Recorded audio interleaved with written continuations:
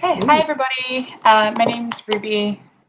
Before we start, I'd like to acknowledge the First Nations, First Storytellers, and traditional owners of the land that I'm broadcasting from, the Wurundjeri people of the Kulin Nation.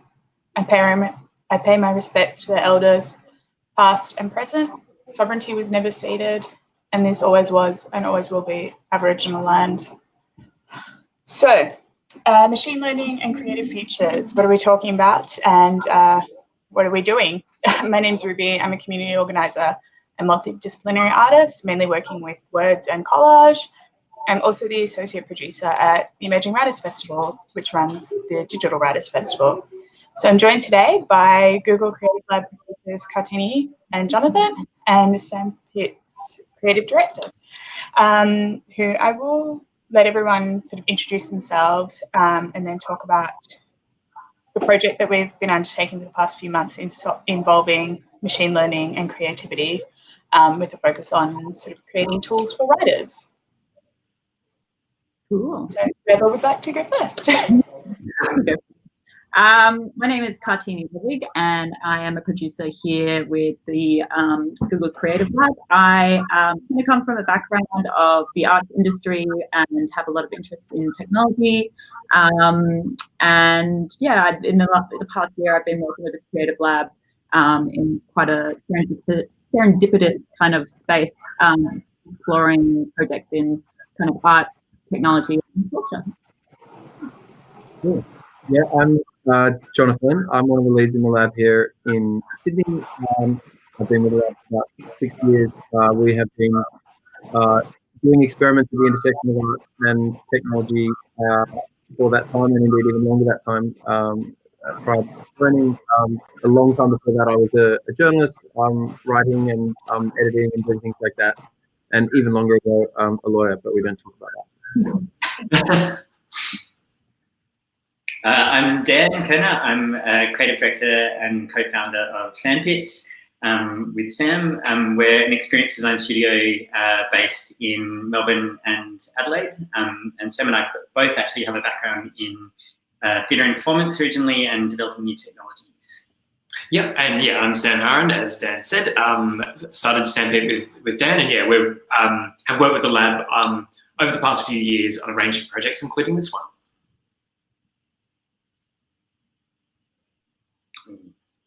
Can't hear you, Ruby. Maybe if I unmute myself, that would be great. I guess that's a pretty good sort of way to just kind of jump right into it and talk a bit about what this project actually has been. So it was like late July, early August, EWF had the chance to take 3 writers to Sydney to experience working with you all. And so we took Jamie Marina Lau, Khalid Wasami, and Tegan Webb. And they've been experimenting with the tools created by the team and have produced some really incredible work, which you can check out on the DWF website. But I wanted to talk a little bit about what it took to get to those places, I guess starting with machine learning, if we can, and I guess what is it and what is it used for and how does it do the things that it does? Yeah. Yeah, well, let me, I'll just share my screen here. So my entire screen, that makes sense. This might turn into or just my application window. Can you see this slide? Yeah. Yeah. So you can see the slide here that says machine learning as a branch of AI or a method of realizing AI. Am I correct? So sorry, at full screen, so I can't see what I'm saying. Yeah. No. No. Nope. Yeah, I'll keep it on here. Okay. I think I can do it. We'll keep it on here. Cool.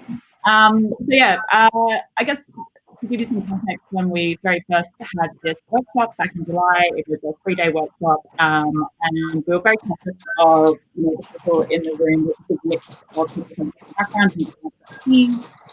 Including myself, I'm not necessarily I'm very interested in tech, but I'm not a developer myself.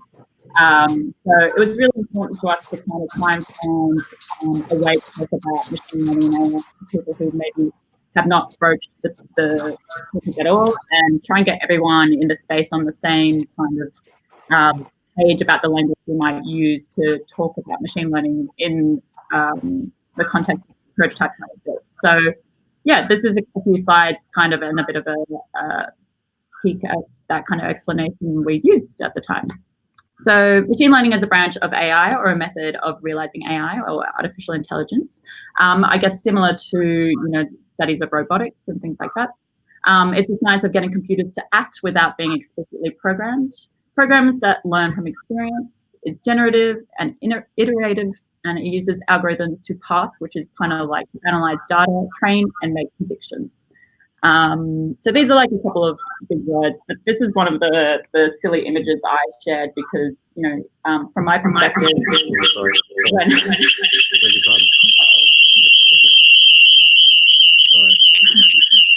it's like doubling. I couldn't try and see the chat. That didn't go as well as planned.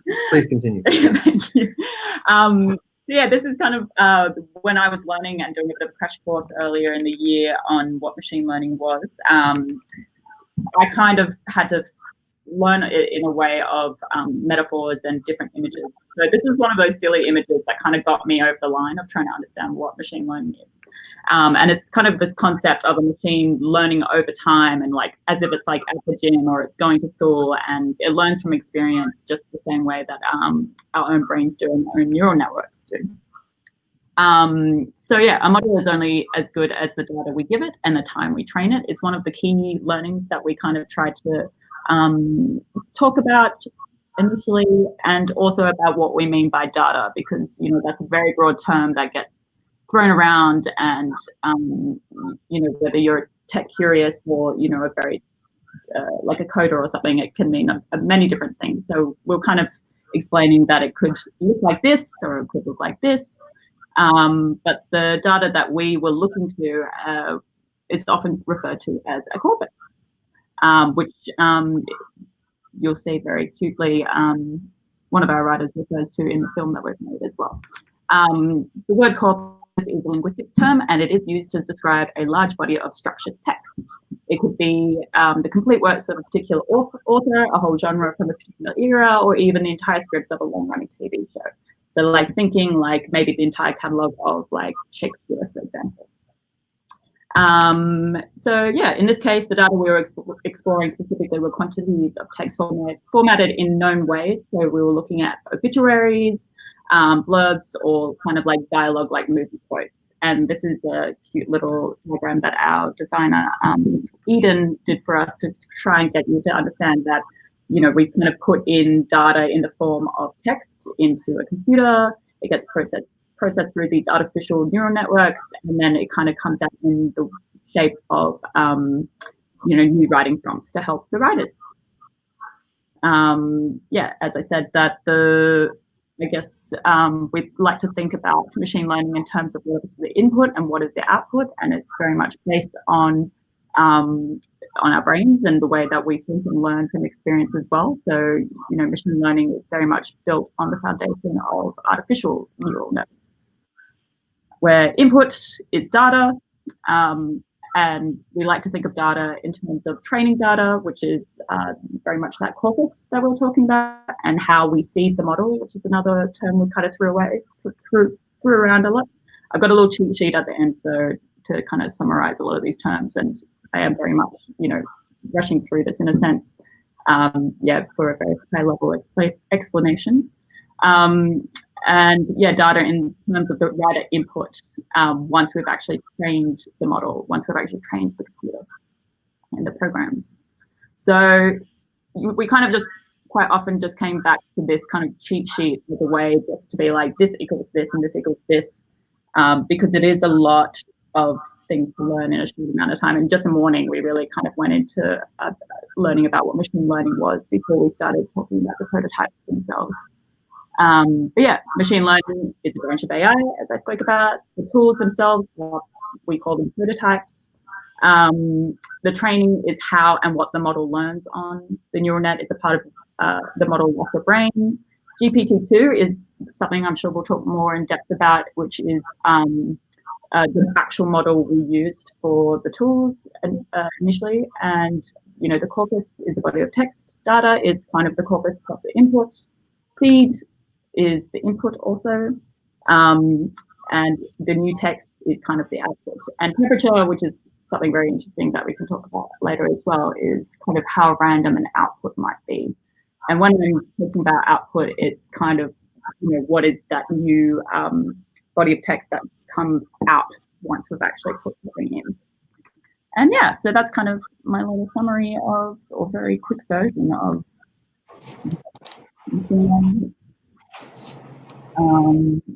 I will stop sharing so we don't go into hyperspace just like that again. Thank you for sharing. I wasn't sure if you wanted to play that video now to give an overview, or if you'd rather play it later. Yeah. I think playing it now would be good. Hopefully audio will come through for our audience, and if not, you can also watch this video on the Digital Writers Festival YouTube. Right. It's called Creativity Inside the Machine.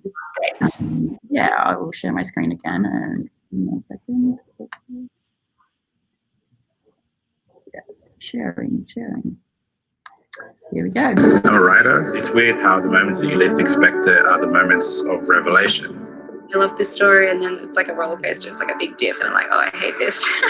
The first time I ever started to write was on an iPad.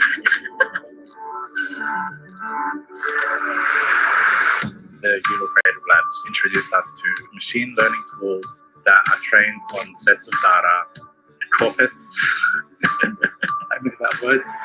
You import the prompt, and it uses what it knows from the data that it's been trained on to spit out a coherent response. I use certain tools to navigate my own authority over my writing. How much do I know about my character, but how much could someone else know about the character? There's one where you can talk to a character, which I find really useful. It spat out this line that was like, I have broken water over too many people who didn't deserve it. That's, breaking water. Is that like crying? Is that like raining? Like what? It set me off on this whole thing. My sister accused me of cutting off my snakes to spite my head. So I cut off my own head to spite her. The woman sitting beside the sensible man has lost her eyelids. Her eyes are completely circled. I was able to get a whole outline of a story that I wanted just by chatting. She thinks that I don't love myself enough, that I'm cutting my head around just for attention. It made me aware of how randomness affects my work. I thought I was a very methodical writer, and by using these words, I was forced to realize that I could actually harness noise. When I consider the relation between myself and a memory of myself, it's differences that I obsess over. This was a lot more about process, having an element of play in the actual construction of the writing. It really got me out of my head a lot. I feel so trapped by my thoughts and my patterns of thinking, and these tools, they spit out some random nonsense that is strange, and these sentence constructions are so novel. I think in the future I would use it to question a stagnant piece of work. ML tools is a good middle ground. There's like what you look to for influence and inspiration and information, and then there's you and like your subconscious as a writer. And then I think it sits really nicely in between that. Her face has lost some texture. She is frozen. What I meant to say, at least today, is I'm sorry and I cannot live inside the class forever.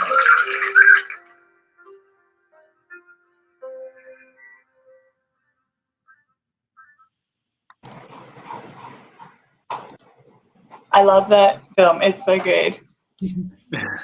Everyone, it's very good. And I think it's a good sort of point to start. Like, also just being in those workshops was really interesting, and they did spit out some really just beautifully random pieces. So what I was thinking was, how did you get to that point of sort of marrying, I guess, writers and machine learning, and how did that sort of develop? Why was that important to explore, or why was that interesting to explore? Yeah, I can probably take that one. So I guess this speaks a lot to the way projects are born at the Creative Lab in Sydney generally, which is that we're constantly, I guess, having an eye on two things at once. One is the new platforms and technologies which Google is helping develop and which we're sort of in the process of kind of proliferating in the world. And on the other side, what kinds of cultural practice are out there and what ambitions might those different areas of practice have when it comes to the embrace of or integration of or use of digital technologies. So machine learning is obviously a very widespread technology which is, has benefits in a whole range of areas, and Google has been connected to projects in the science space, in the agriculture space, in a whole range of spaces where machine learning can be put to good use. The Creative Lab's lens on these things is always through culture. So our sort of question was, how might machine learning be put to use in a creative setting, with an artist or a writer or a musician who may be interested to see how this technology fits into their world. And what we became curious about was this notion of tools. So this idea that any kind of creative practice has tools which facilitate it, right? I mean, from even back rewriting, forms of sort of, verbal expression, oral expression, and then in turn, you have the evolution of the pen and the paper, and the ability to commit things, in a physical form for posterity. And then stretching beyond that, you have the evolution of dictionaries and thesaurus and other kind of printed matter that helps organize and define a language, right through to word processing tools of yesteryear, be that typewriters or anything else, through to sort of much more digital versions of those tools. The cut and paste era that we find ourselves in, and supremely advanced editing skills, collaborative tools. All these things become part of a palette that, in this case, a writer would use to express themselves. So when the next technology comes along, or the next tool comes along, the question for us that's always interesting is, how might an artist put that to use? So that became the kind of seed from which this project, which has been a collaboration from the start with the EWF and the writers that they've connected us with, how could we explore that together? I guess maybe this is a question for Dan and Sam, because you sort of facilitated the reviewing of the tools each day. So I guess I'm really curious to for everyone to hear about how the writers interacted with the tools. What were they good for, and what were they interested by? Yeah, I think one of the greatest powers of all of these tools is, as you saw in that video, the capability to invent passages at a time as well. For a second there. Oh, I was to say, it's a lot of the passages that the tools generate are just so unhinged or hilarious sometimes, and not that a writer could necessarily come up with in their own thinking. But the passages on their own aren't necessarily great writing unto themselves, but they're really little passages that can seed all sorts of other things that a writer can come up with. Yeah. And I think building on that and connecting to what Johnny was saying before is that we really, all of these tools are really about fueling a kind of a creative process for writers. That was the intent of all of them. So they were really about going, how can it generate raw inspiration of various kinds? And, in the past, writers might have done that through like the surrealists used to get text and cut them up and kind of pull them out of a bag and assemble them or collage them. And so what these tools provide is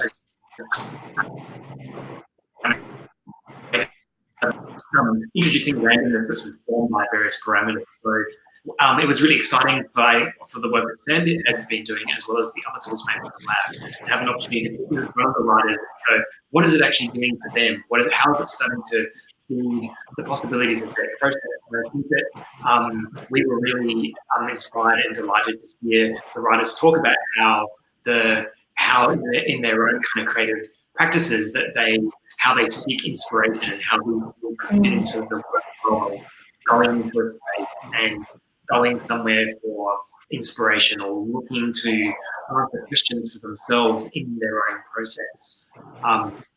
So I think there's we learn a lot about how they work and how these tools kind of gel with some of those processes. Yeah, I think that some of the tools were really interesting in the way that they sort of had an immediate impact, I think, on people's creative process and creativity. We would go back after the workshops every day and sort of talk about what we had learned or what we'd explored, and like we're sharing screenshots of our computers and from our phones, and they were really interesting and exciting things. So was there anything that you sort of found surprising, any of you, in the way that the writers were using the tools, that was maybe different to the way you imagined that they might experience them? It's interesting because when we first started to think about some of the ideas around at least the tools that CL produced, it was a bit of a grey area of like, we're doing the research that we could in anticipation of the workshop about what these tools could be useful for, and it kind of came down to, this could be a tool for character development, and this could be a tool for like narrative development or something like that. And I think in a sense it was quite broad in how it could be useful, with combining machine learning and writing in that particular bucket, I guess. And what was really surprising a lot of the time was the way in which a lot of the tension points in the things that these tools would produce would kind of challenge the writer or help them kind of get out of their own head. I think was one of the things I know someone said. Something we didn't really expect was one thing, and it was actually, I feel like it was being less broadly than we thought. There was actually more specific cases of people being like, I actually feel like I would use this in my practice as a secondary character development tool, or I would actually just use this as a tool when I've already been writing and maybe I'm a bit stuck and I need to I need to see where this character is going to go next and try and challenge which direction that story might be able to go. So it would be, I don't know, I guess in case we thought that maybe it could be used as a seed idea or something very initial, but in actual fact it was, at least for this group of writers, very specific that it would be more useful for people once they've already written something and once they've already got a bit of a body of work, and maybe that it's more specific to like writer's block, or trying to find inspiration once you've already started a body of text. Yeah, I think there was an interesting space that opened up too when the writers could kind of critique or analyze some of the fragments that they were being fed back. There was one corpus that was obituaries that were taken and processed, and I think Khalid really kind of critiqued some of the things that were coming back, saying, it's very, he used the word intrepid, because of course all of these obituaries were kind of these, like, a lot of them were kind of like British men who had gone off on like voyages around the world, and their families thought that bias that was introduced into those fragments was really fascinating, and also useful tool to analyze for the writers as well.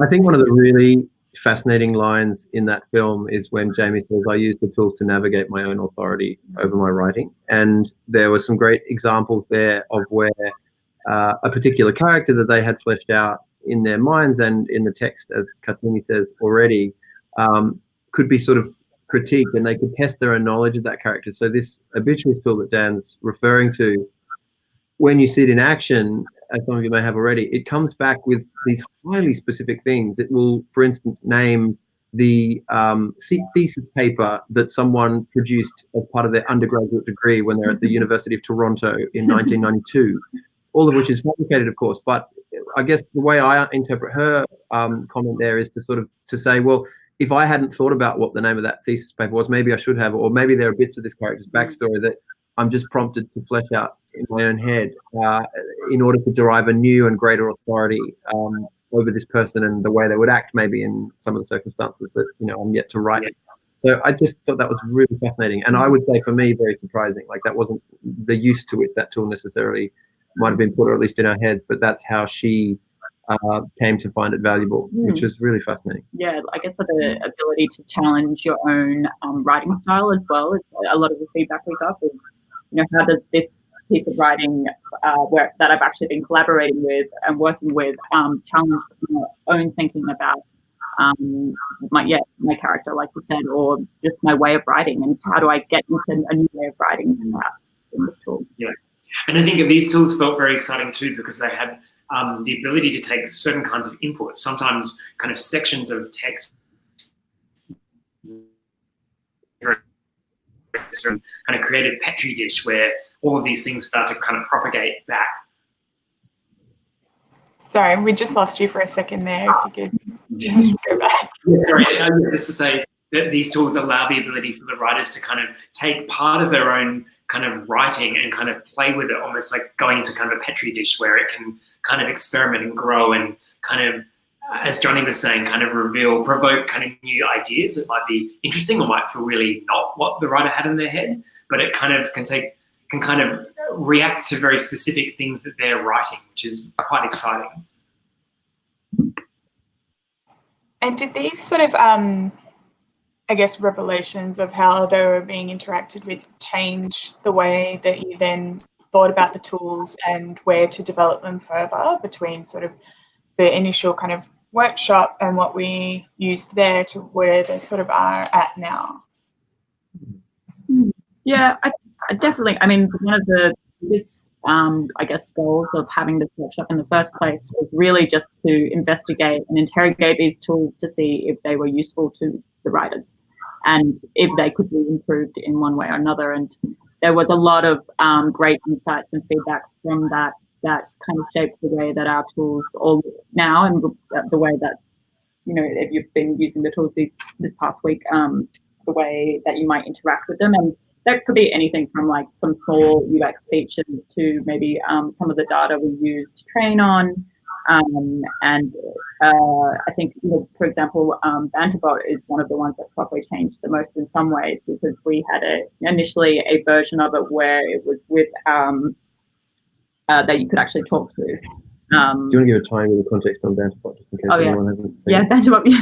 Banterbot is a chat-based kind of tool which lets you kind of explore and talk to your character using machine learning for that. And we used a data set for that, which was kind of movie clips to try and get that format and structure so that the responses were, seeming like a actual chat room or a chat bot, like you're talking in the mind of your character.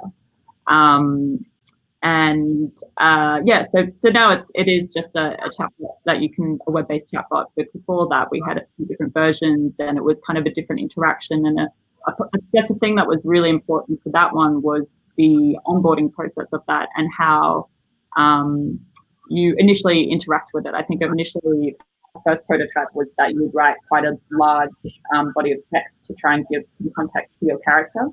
And now it's kind of more of just like a flow and a way of you talking back and forth and exploring your character through conversation, essentially. Is one example. Yeah, maybe that's something from Telescope that might have changed. Yeah, I was going to say, Dan and Sam, did anything change drastically on your end following the workshops? I think hopefully our internet connection is okay too, and we're not cutting out too badly. Good. The biggest thing for us, we created this tool called Telescope that allowed writers to wander around the world with their phones, which would kind of suck in all sorts of things from wherever they were in the world. So using the camera, it can identify objects. So they walk past a dog, or they walk past a house or a car.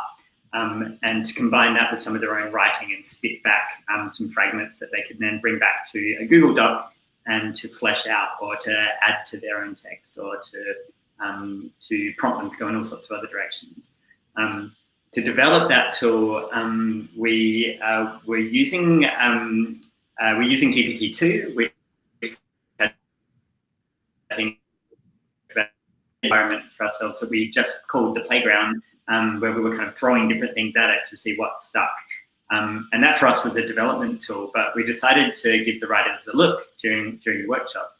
And they really loved it. And it wasn't intended for kind of public viewing. It was like kind of a very kind of basic website, but they really loved getting their hands dirty, kind of really seeing what was under the hood. So we've developed that tool even further now, which is called the Playground, to be something a lot more public-facing, a lot more kind of intuitive from UX perspective. But the writers were just so adventurous and so curious to know more about how the tools work. So we that was a big surprise to us that they really wanted to have more. And I just wanted to say, for anyone who's watching this who is also curious about any of this, you can send questions through to us using the hashtag DWF19. So it's just hashtag DWF19. We should have a little bit of time at the end if anyone has any questions. But yeah, I really loved Playground 2. That was one of my favorite ones, was just being able to go in there and have a look at how the things sort of would piece together. And I just was hoping that maybe you could explain quickly, because it did cut out there, so you may have, and we just didn't catch it, what GPT-2 is, if you can. Yeah, sure. So GPT-2 is a kind of language model which is about being able to help predict kind of what word might come next in a sequence of words. And so it's a relatively new project. I think it was maybe February this year that a first version was shared publicly. And it's the core GPT-2 is trained off, I think, about 40 to 50 gigabytes of text written by humans on the internet of all kinds. So it's all words that humans have written. Actually, in Telescope, we ended up using that core capability from this human-written language on the internet, combined with text written by the writers themselves. So it could basically kind of learn from like a little excerpt of text and then combine it with this sort of knowledge from GPT-2. And Johnny and Kartini might be able to talk about some of the other data sets that were being used that were kind of a slightly different setup. Yeah. So Vanderbilt that I talked about previously was a data set from Cornell University. These are all open source data sets as well. So there's as we know, there's like plenty of data that we could be using. But yeah, we found open source data. Between the Lines, which is another tool we built, which allows you to build sentences between sentences. Is in a means to try and explore, I guess, like a narrative or a plot. We used for that Wikiplots, and then for Once Upon a Lifetime, which is what we refer to a little bit about the obituary data, is what we previously used, but in order to find an open source version, we ended up using Wikiplots. Yes, Wikiplots. No, Wikiplots was for Between the Lines, but Wiki Life Story. Sorry. Yeah, Wiki Life Story. So there are rather clever ways you can kind of get a lens into Wikipedia, which is obviously a huge data set, and whether it's sort of using part of it that is focused around plot, so any entry on Wikipedia that has a plot-like sort of meta tag, is able to be used in that sense. And then for the life story stuff, we were looking at 20 years worth of essentially sort of Wikipedia life stories. We do have a question that has come through, and I can pop it up on the screen, but it's just how large does the corpus need to be for it to be sufficient training and satisfactory output? I believe I think as a recommended minimum is, they say 10 megabytes of data, which is kind of a funny way to think about text, but it's 10 megabytes that is kind of like the equivalent of the entire catalogue of like Shakespeare's plays and poems and so forth, or like it's kind of like a big shelf at a library. Yeah, it's nearly several hundred thousands of words. Yeah. Which I guess kind of goes back to what Dan was saying before about how it's sort of that creates what Ludwig was talking about, very specific types of sort of results come from that. So we've got about 10 minutes left. So I did sort of want to ask about if you're sort of thinking about other formats that these tools could be more like rolled out in. Yeah, I mean, I'll take that really quickly. I think one thing I was going to add to that earlier point about how these tools can live, maybe with a more forward-looking lens, is to sort of think about an analogy like spelling, I think is just such a great sort of metaphor for the kind of tools that we are thinking about here. There was a time where the sort of user interface for spelling or spell checking went a bit like this. Like you were writing on a piece of paper with a pen, you were just about to type a word, you weren't sure how to spell the word, you would go to the dictionary, you would open the dictionary, look at the spelling of the word, put that into the piece of paper, and then sort of continue. And that's kind of what spelling looked like. And even in the early days of word processing, in the 80s, none of that existed in the word processor. So you might be typing by this point, but you still had to go to a dictionary. And so we now think nothing of that little red underline in a word processing document that indicates this word's likely misspelled, although you might be writing French and I might not have been smart enough to figure that out, right? So there's still things that, the computer needs to get better at, obviously. But that is an example of how the usefulness of that tool is brought right into the context in which you're now doing your writing.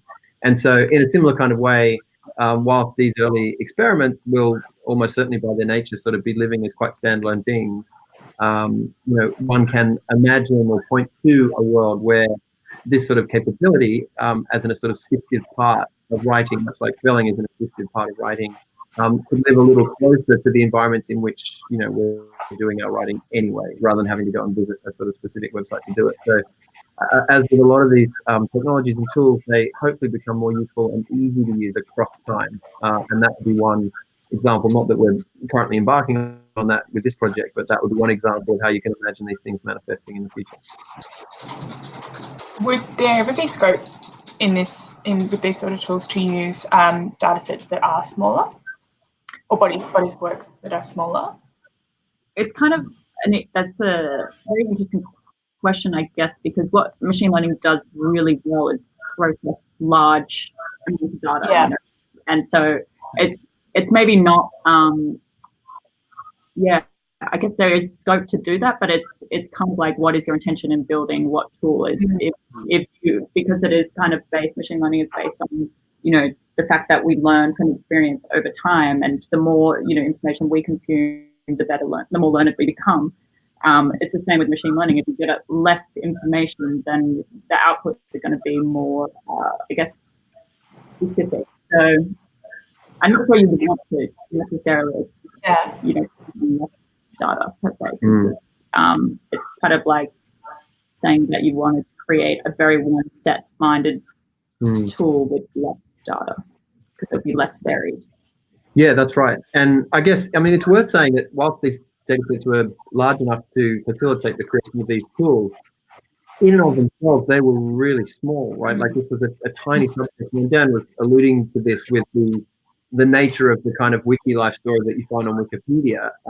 As Dan was sort of saying, it happens to have a whole lot of achievement built into it, because, these are the lives that we sometimes deign to kind of celebrate, right? Whereas actually not every life of every character might run in that way. So they have quite severe limitations. Writing is this enormous playground, and this is just one particular kind of writing that we trained a model to sort of emulate for a very specific kind of use case. But one can imagine a whole lot of different, equally small perhaps, data sets having a usefulness in this kind of setting in ways that we haven't quite imagined yet. We literally just worked with 3, but when you consider the vast task that is all the bits of writing, and whether it's plot development, character development, narrative development, there are no doubt other data sets which could be put to interesting uses for these kinds of tools. I feel like we only just scratched the surface truly with this.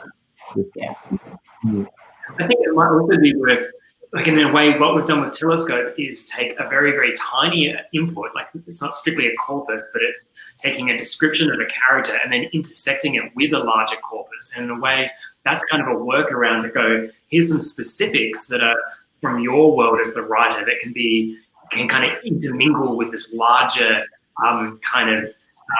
machine learning structure. So that's another kind of strategy as well, to get something that's about a specific input from you, that can play with this other kind of larger existing thing. Yeah. So I guess I was going to ask another question, but it was kind of already answered.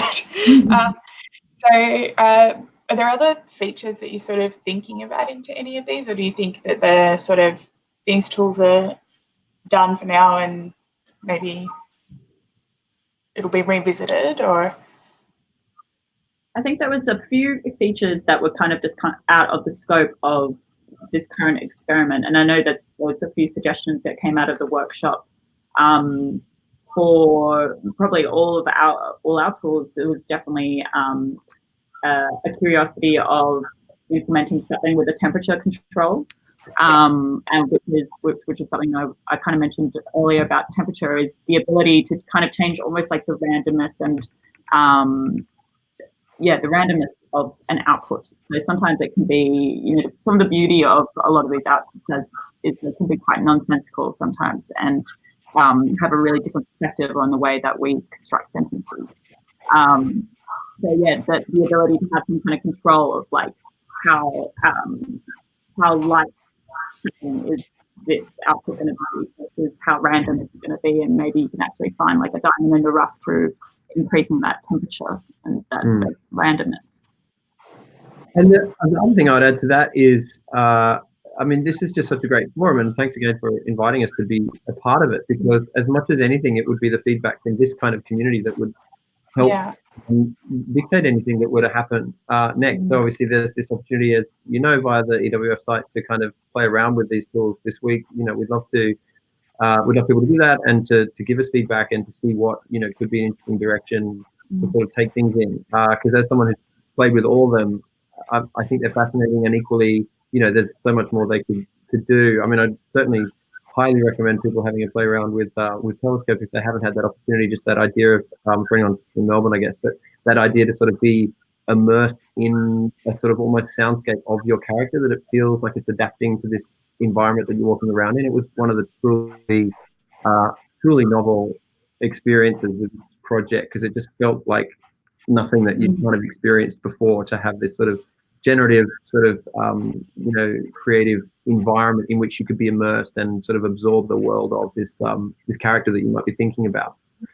So as and when there's opportunity to develop them all based on some feedback from people who might use it, we would welcome the opportunity to think about that and put a framework around it.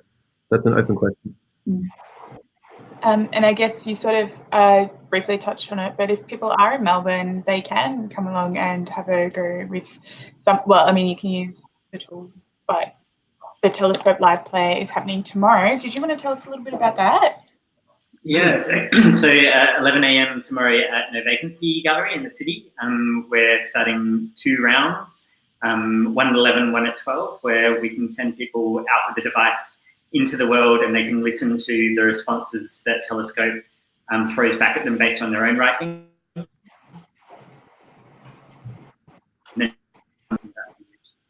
Starting from 11 a.m. tomorrow. Great. Telescope is very fun. I will say that we get some very interesting results from it. And yeah, I guess we've talked a bit about the future possibilities and sort of where these tools have come from, but what can people do with them right now?